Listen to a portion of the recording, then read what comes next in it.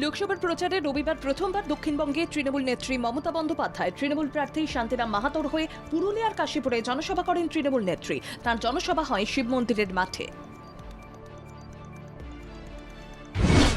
Vote প্রচারে উত্তরবঙ্গে গিয়ে বিজেপিকে আরও চড়া সুরে আক্রমণ করলেন মমতা বন্দ্যোপাধ্যায়। কার্যত গেরুয়া শিবিরকে তুলোধনা করলেন তৃণমূল সুপ্রিমো। দলীয় প্রার্থী বিপ্লব মিত্রের সমর্থনে দলীয় সভা থেকে সুর চড়ান মমতা। রবিবার ঘাটালে সাংসদ দেবের সমর্থনে রোড শো করেন তৃণমূলের সর্বভারতীয় সাধারণ সম্পাদক অভিষেক বন্দ্যোপাধ্যায়। বিকেলে ঘাটাল শহরে রোড শোয়ে পথে নেমে সাধারণ মানুষের সঙ্গে জনসংযোগ করেন অভিষেক বন্দ্যোপাধ্যায়। ভূপতিনগরে জাতীয় তদন্তকারী সংস্থার ভূমিকা নিয়ে অতি সক্রিয়তার অভিযোগ তুলে এবার নির্বাচন কমিশনে যাওয়ার সিদ্ধান্ত নিল তৃণমূল শীর্ষ নেতৃত্ব। শাসক দলের অভিযোগ, এনআইএর মতো কেন্দ্রীয় সংস্থার অপব্যবহার করছে কেন্দ্রের নরেন্দ্র মোদীর সরকার। প্রচারে বেরিয়ে দুর্ঘটনার কবলে তৃণমূল প্রার্থী সৌগত রায়ের গাড়ি। সোদপুরের এইচবি টাউনের কাছে একটি ম্যাটাডোর সৌগত রায়ের গাড়িতে সজোরে ধাক্কা মারে। ম্যাটাডোরের চালককে আটক করেছে পুলিশ।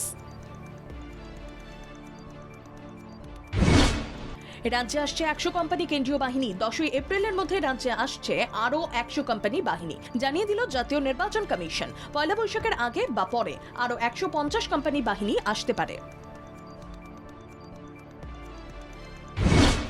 ওয়াটগঞ্জে গৃহবধূ দুর্গা সরকার খুন ও তার দেহ খণ্ডিত করে পাচার করার ঘটনায় চাঞ্চল্যকর মোড়।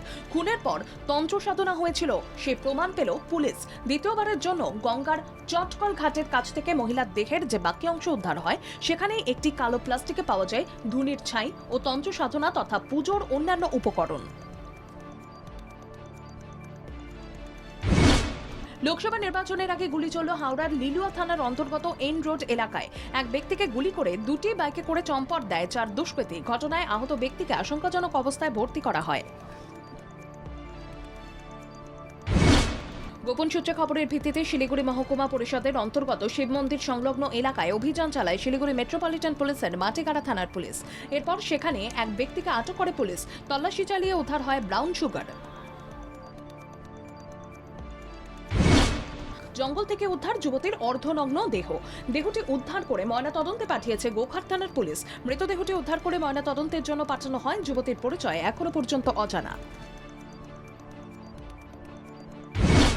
রবিবার কেজরিওয়ালের গ্রেপ্তারের প্রতিবাদে বিক্ষোভ দেখান আম আদমি পার্টির সমর্থকরা। দেশজুড়ে আম আদমি পার্টির সমর্থকরা গণ অনশন পালন করেন।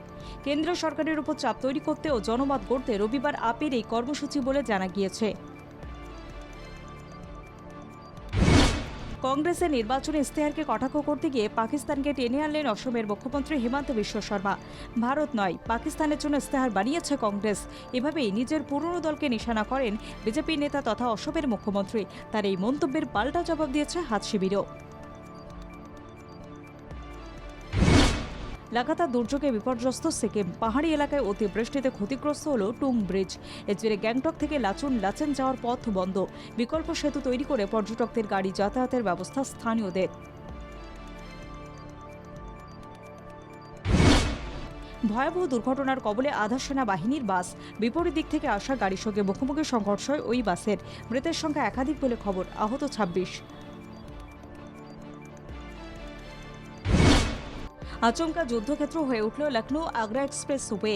বাস, ট্রাক, গাড়ি চলা রাস্তায় নামল যুদ্ধ বিমান। চমকে গেলেন স্থানীয়রা। বায়ুসেনা সুখোই 30 MKI ঝকঝকে কালো পথ ছুল, খানিক বাদে উড়েও গেল নির্বিঘ্নে।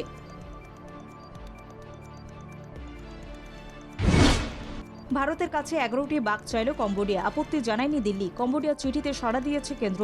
এবার ভারতের রয়্যাল বেঙ্গল টাইগার পাড়ি দিতে চলেছে সুদূর কম্বোডিয়ায়। অবশেষে চ্যাম্পিয়ন তকমা। আই লিগ জয় করে সেই চ্যাম্পিয়নের খেতাব জিতল মোহামেডান স্পোর্টিং ক্লাব। শনিবারে লাজংকে 2-1 গোলে হারিয়ে জয় পায় মোহামেডান।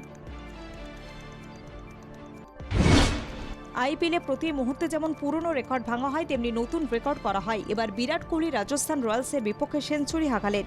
তিনি যে কিং কোহলি তা ফের প্রমাণিত হলো এই ম্যাচে। নতুনভাবে গ্ল্যামার দুনিয়ায় মূল স্রোতে ফিরেছেন সানি দেওয়াল, ববি দেওয়াল। এবার ফরদিন খানের পালা।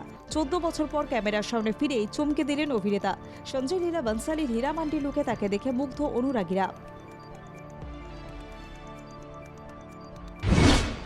অভিনেতা কোল ব্রিংস প্লেনটির রহস্যজনক মৃত্যু। গত 4 দিন ধরে নিখোঁজ ছিলেন তিনি। কনসাসের জঙ্গলে 27 বছরের অভিনেতার নিথর দেহ উদ্ধার হয়, এমনটাই জানিয়েছে স্থানীয় পুলিশ। প্যারামাউন্টের জনপ্রিয় সিরিজ ইয়েলোস্টোনের স্পিন অফ 1923-এ অভিনয় করে নজর কেড়েছিলেন কোল।